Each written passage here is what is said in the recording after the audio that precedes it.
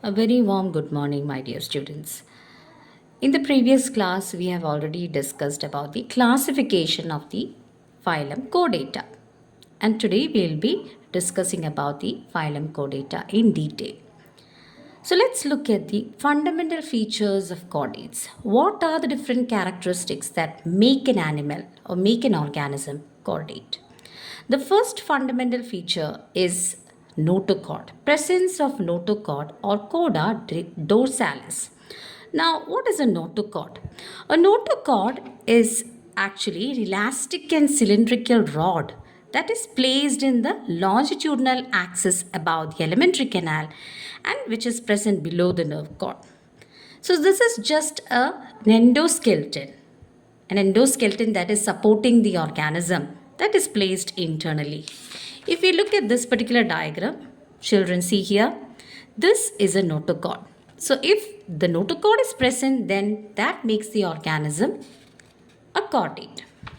Now this particular notochordal structure, it is formed of notochordal tissue that is formed from closely packed vacuolated fluid-filled notochordal cells, and around those vacuolated cells is a layer of non-vacuolated peripheral cells. And surrounding the non-vacuolated peripheral cells is a fibrous secondary sheath, and covering that it has an elastic primary sheath. Now, notochordal tissue is enveloped by notochordal sheath, as I've already said before. And inside, it has an inner fibrous sheath too, which is called as the secondary sheath. Now, the second feature that makes an organism a chordate is the presence of dorsal tubular nerve cord. See, children, this is the nerve cord. This is the brain. Extending from the brain is the dorsal nerve cord. Now this is a dorsally placed. It is a dorsal, tubular, hollow, unpaired, non-ganglionated and nectodermal structure, and it encloses within it a fluid-filled central canal called as a neurocele. Inside this, there is a fluid called as a neurocele. Now the remaining portion becomes the spinal cord. The fluid that fills the central cavity of the brain as well as the spinal cord, which is known as the cerebrospinal fluid. And the third fundamental feature of chordates is the presence of pharyngeal gill slits. Now, as you can see, these are the gill slits, pharyngeal gill slits. Now, what are pharyngeal gill slits? Pharyngeal gill slits, they are also called as visceral clefts. They are paired lateral openings of the pharyngeal wall. Now, they serve as the outlets of respiratory water currents and they persist throughout the life in primitive chordates. Well, in all the terrestrial vertebrates, they disappear in the adult. So, these are the three fundamental features of phylum Chordata. Now, apart from that, there are certain characters that are shared by chordates and non-chordates. Now, these are the presence of axate organization with bilateral symmetry, triploblastic condition, coelom, metamerism, and tube within a tube plan of body construction. So these are the characters that are shared both by the chordates and the non-chordates. Now next, let's look at the differences between chordates and non-chordates. Now, if we look at the differences between the chordates and non-chordates, we can see that in chordates, notochord is present either throughout its life or during some stage of life, whereas in non-chordates, the notochord is completely absent at any stage of life. The second point of difference is that nerve cord in chordates is dorsal, it is tubular, it is unpaired and non-ganglionated, and it is located above the alimentary canal below the notochord, whereas the nerve cord, if at all it is present, it will be ventral, it will be solid, it will be paired and ganglionated and is located below the alimentary canal. Now, the third point of difference is that paired pharyngeal gill slits will be present in chordates, whereas they are absent in non-chordates. In chordates, heart is ventral to the alimentary canal, and in non-chordates, it is dorsal to the alimentary canal.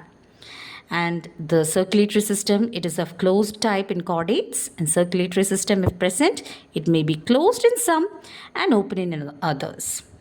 The direction of the blood flow is forward ventrally and backward dorsally, whereas it is just the opposite in the non-chordates. That is, blood flow is forward dorsally and backward ventrally. Well, if we look at the respiratory pigment in chordates, that is the hemoglobin is located in the RBC, whereas the hemoglobin, if it is present in non-chordates, if at all it is present, it remains dissolved in the blood plasma. Well, post-anal tail is present in the chordates and it is absent in the non-chordates. The coelomic body cavity is present in non-chordates, whereas coelomic body cavity is present only in some. Whereas in some others, a false coelom is present, whereas in some others, the coelom will be absent altogether. And the lateral appendages, if present, it will be 2 pairs in number in chordates, whereas lateral appendages will be more than 2 pairs in non-chordates. We'll move on to the first subphylum of chordata, phylum chordata. First subphylum, that is a Urochordata, which is also called as a tunicata. Tunicata comes from a Greek word meaning aura, meaning tail, and chord means its cord, and tunica, which is the coating. So this subphylum Urochordata belongs to a group of primitive, marine, solitary or colonial chordates characterized by a secreted leathery covering around the body. That is the most important feature of the subphylum. It has a leathery covering which is called as a test or tunic. That is the first point. Let's look at the salient features. The first salient feature is that the whole body is encased within a tough and leathery covering called as a test or a tunic. Now, it is made up of polysaccharide, which is called as a tunicin, and it is closely related to cellulose. The second feature, notochord, it is altogether absent in the adult, whereas it is present in the tail of the larva, and hence it got its name Urochordata.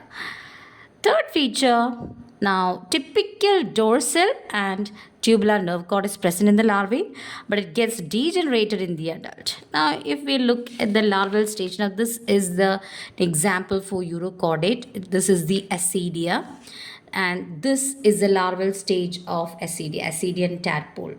Now, the next point, that is, there is a large pharynx or branchial sac surrounded by the atria.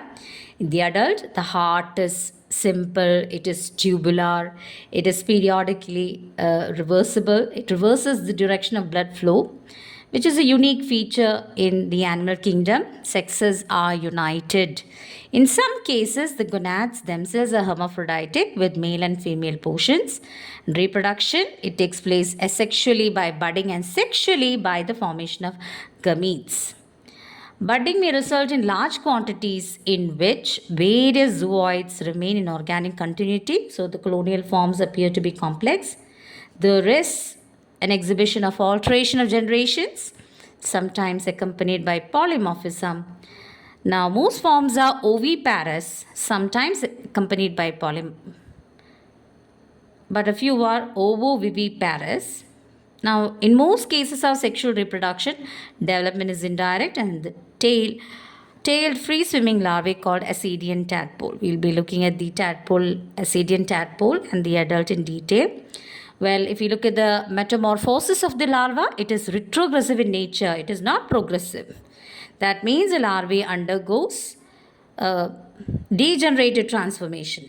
It exhibits a phenomenon called neoteny or pedogenesis. Now, this is a phenomenon in which the larva attains sexual maturity and hence it starts sexual development before completing its metamorphosis.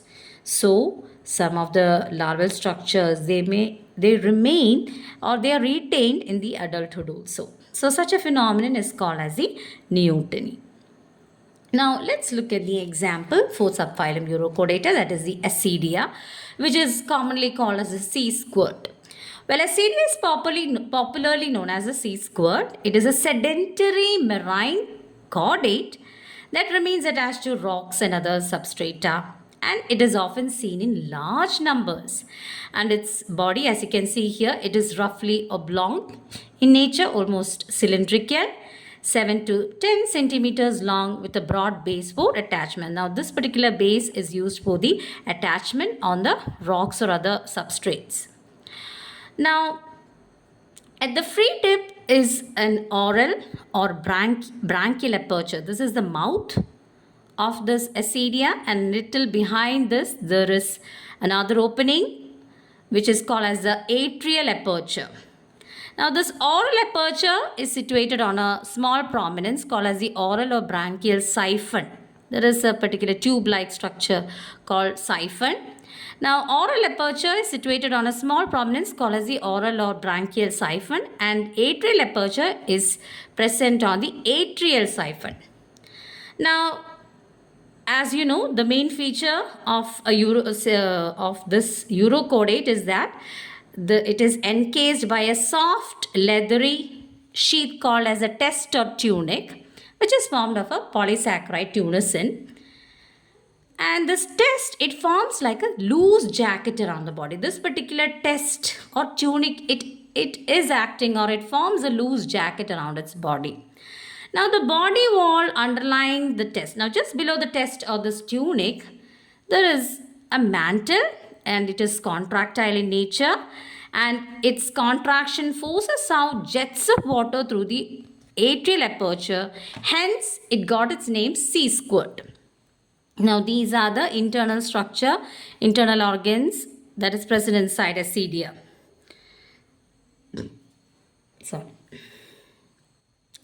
Now in ascidia there is a spacious internal cavity called as the atrium. Now this particular cavity is called as the atrium. This is the atrium. Now it opens out by the atriopore. Now atrium, it opens out by the atriopore, an opening called the atriopore. And owing to the extensive development of atrium, coelom is very much reduced. If you look at the digestive system, it lacks specialized digestive glands. Pharynx is a large sac called as a branchial sac, and its walls are perforated by numerous transverse rows. Now if we look at the blood vascular system, the heart is non-chambered and non-valvular tube that open at both the ends, and this is what is enabling ascidia to have reversal, periodic reversal in the direction of the blood flow. And the nervous system is well developed in the larva, but it is degenerate in the adult. So hence, if we can say that this particular organism, ascidia, it exhibits retrogressive progression. It is not progressive in nature. And if you look at the reproduction, it is sexual in nature. It is an oviparous hermaphrodite. Both the sexes are present. And the fertilization and development occur in the seawater itself. The development is indirect with a free swimming larva called ascidian tadpole. This is the ascidian tadpole larvae. So ascidian tadpole, it is a typical chordate with notochord dorsal nerve cord with pharyngeal gill slits and unspecialized brain called cerebral vesicle. Now this particular larva, that is the ascidian tadpole larva, it undergoes retrogressive metamorphosis, and hence it transforms to a sedentary degenerate adult. So a free swimming larvae like the ascidian tadpole, it is undergoing development and forming a sedentary organism, a sedentary adult which attaches itself to the surface of the rock surfaces. Now, if you look at the significance, this is very, very, very important, students. The significance of ascidian tadpole. The anatomy is significant in that it represents typical chordate organization. Hence, they establish that the ascidia is undoubtedly a true chordate. Now, if we look at the different features, chordate features of the ascidian tadpole, they are a long post-anal tail. It is having a long post-anal tail, having median dorsal and ventral fin folds. Supporting cylindrical notochord is present, which is extending throughout the tail. A segmented muscle bands are present. Segmented muscle bands are present in the tail. Pharynx is provided with gill slits and endostyle. A ventral heart is present, a typical dorsal nerve cord is present. Now, why is being said that it undergoes retrogressive metamorphosis? Well, since its larval life was a free swimming active life, this larva it undergoes metamorphosis and it is transforming itself into a sedentary organism. So during its larval stage, the larva is non-fading geonegative and photopositive, and it swims on the surface of the water in the daylight. Later it becomes geopositive, photonegative, and swims downward in darkness. So it settles down to the bottom and attaches itself to certain substratum in an upside down posture with the help of certain structures called adhesive papillae. And this rapid metamorphosis follows. Selection of the substrata is believed to be accomplished with the help of photoreceptors, various other mechanoreceptors like georeceptors and tactile receptors. Now, the metamorphosis of this Ascidian tadpole, it characteristically involves the degeneration and disappearance of most of its advanced features. So it is not progressive. It does not involve a transformation from a simple or lowly organized state to a complex state. Whereas there is a radical reversion from a highly organized state to a poorly organized condition. That is why it has been said that this Assyrian tadpole undergoes retrogressive metamorphosis. Next is the subphylum Cephalochordata. Cephalochordata comes from a Greek word meaning kephale meaning head, chordae meaning cord, which belongs to a group of small marine fish-like primitive chordates that are assigned to two genera, namely Branchiostoma and Asymmetron. Actually, we have to learn about Branchiostoma. Branchiostoma is also called as the Amphioxus. Now, these animals, they are commonly called as lancelets because of their peculiar shape. It is having a shape of a spear. It looks just like a spear. So, hence, this is the side view. This is the ventral view. So, since it looks like a spear, it is called as a lancelet. Now, those animals are called as lancelets.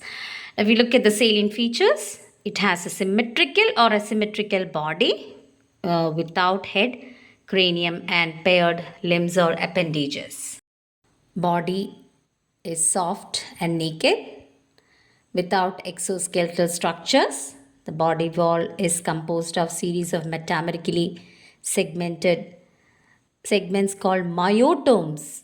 Myotomes or myomeres. The mouth is ventral and anus is subterminal. Mouth is encircled by a fringe of tentacular cirri called as oral cirri or buccal cirri. There is a notochord. Persistent notochord extends throughout the length of the body, projecting beyond the nerve cord. And the pharynx is exceptionally enlarged with numerous gill slits, and they act as a feeding apparatus. Now, a secondarily developed cavity called atrium is present.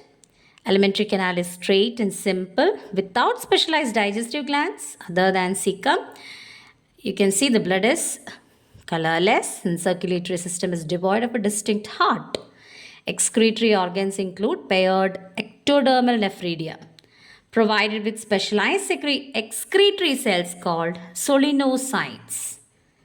Mesodermal kidneys are absent. So the solenocytes, they are very much similar to the flame cells that are present in the phylum Platyhelminthes, that is a flatworms. Central nervous system is dorsal and tubular without well-developed brain and specialized sense organs. Sexes are separate, gonads are numerous and segmentally arranged. Now, we have to study one example, Branchiostoma, which is also called as the Amphioxus lanceolatus. Amphioxus lanceolatus or Branchiostoma lanceolatus. It is popularly known as the lancelet. It is a primitive chordate. Now, all those features that we have learned under its salient features, you can write down here also. Now, regarding the Amphioxus, you can write its own specific points. It is a small, almost transparent, superficially fish-like animal. And it is essentially a burrowing form, Most of the time, it remains buried in the sand with its anterior end protruding out from the burrow. At times, particularly at night or during the breeding season, it comes out of the burrow and swims freely. And its active larval forms and young ones are pelagic in nature. Well, if we look at its body is almost 5 to 8 centimeters long, slender, laterally compressed, sharply pointed at both the ends, and it displays a faint flesh color. Superficially, it looks like a fish, but it differs from a fish in the absence of head, jaws, paired fins, scales, etc. Paired fins are absent in branchiostoma, and extending along the whole length of the mid-dorsal border is a longitudinal membranous fold called as a dorsal fin. It turns round the posterior end of the body as a caudal fin. Now, again, there is a large internal cavity called atrium and just an opening called the atriopore. Now, shortly behind the atriopore is situated asymmetrically on the left side is the anus, and near the anterior tip of the body on the left dorsal side is a small pit called as the olfactory pit. Now, if we look at its below the pointed anterior extremity, there is a funnel-shaped depression called as the vestibulostomodium, which is surrounded by a frill-like membrane called the oral hood. Again, it is having a series of ciliated tentacular processes called oral cirri or buccal cirri. Okay, so next we'll move on to the subphylum Vertebrata. Now, vertebrates, as the name implies, vertebrates are those animals or those chordates that have a vertebral column or a backbone in the adult. So, instead of the notochord, which will be present in the embryonic stage, it will be replaced later on by a vertebral column or a backbone. So, such animals are called as the vertebrates. Such chordates are called as the vertebrates. Now, vertebrates are also called as the craniates. So, hence this vertebrata, subphylum Vertebrata is also called as the craniata. Now, let's look at the salient features. Notochord in the embryo and vertebral column in the adult. High degree of cephalization. High degree of cephalization means in the anterior region, the head region will be highly organized. So here there is a particular point where vertebrates about vertebrates have been written. They are the chordates with vertebral column, cranium, complex brain, specialized sense organs, chambered and valvular heart, and red blood corpuscles. So hence they exhibit high degree of civilization. And well-developed nervous system as well as brain case will be there. Tripartite brain. Tripartite brain means the brain will be divided into three segments: forebrain, prosencephalon, midbrain, mesencephalon, and hindbrain, rhombencephalon. Gill slits and visceral arches will be present. Well-developed endoskeleton will be present. Metamerism, true metamerism can be seen both in the embryo as well as in the adult. Closed type of circulatory system, massive liver and pancreas, mesodermal kidneys. Now, another point is that schizocelic coelom, that is true coelom. The coelom in vertebrates is schizocelic, which is formed by splitting of mesoblast. Presence of embryonic neural crest will be there. Post-anal tail, a ventral heart, hemoglobin in red blood corpuscles, blood flows forward ventrally and backward dorsally. These are the salient features of subphylum Vertebrata. Now let's look at the division in this subphylum Vertebrata. It's divided into two divisions. That is division 1 Agnatha and division 2 Gnathostomata. So first one, that is the division Agnatha. Agnatha, as the name implies, they are primitive jawless fish-like aquatic vertebrates. Let's look at the salient features. Presence of distinct head with cartilaginous cranium, tripartite brain and complex sense organs. They have a funnel-like suctorial mouth.